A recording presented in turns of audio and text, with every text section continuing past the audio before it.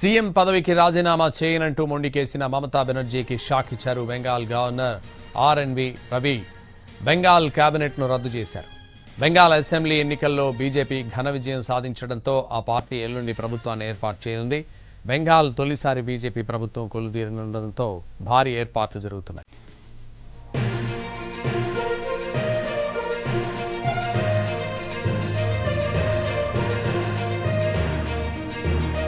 Assembly ఎన్నికల ఫలితాలు వచ్చాక బీజేపీతో పాటు కేంద్ర ఎన్నికల సంఘం పైన తీవ్ర విమర్శలు చేశారు మమతా బెనర్జీ. టీఎంసీ ఓటమిని ఒప్పుకొని ఆమె సీఎం పదవికి రాజీనామా చేసేది లేదని స్పష్టం చేశారు. అసలు లోక్ భవన్కే వెళ్లను అని అన్నారు.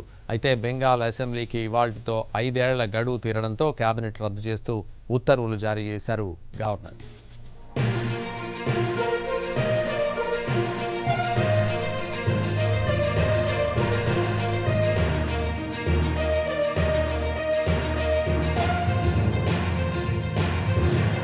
ఇలాంటి మరిన్ని తాజా వార్తల కోసం IHMO లైవ్ న్యూస్ ఆంధ్రప్రదేశ్ ను సబ్స్క్రైబ్ చేయండి.